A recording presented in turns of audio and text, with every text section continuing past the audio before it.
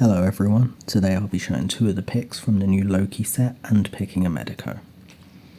So here is Hell, here's the hybrid rake. I've just raked to reset the rotation of the pins.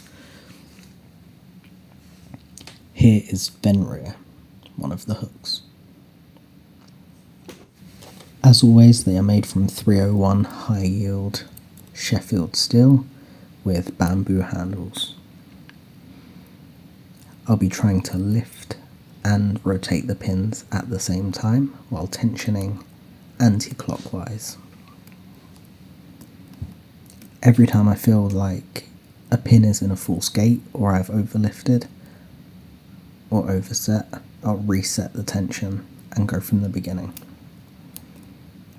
Resetting doesn't affect the picking of these that much because the rotations stay where you've left them.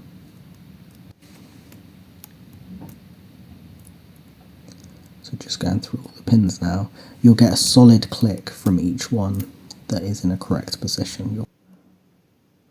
It's actually one of the more satisfying locks to pick once the rotations are set. There's the open. Hope you enjoyed.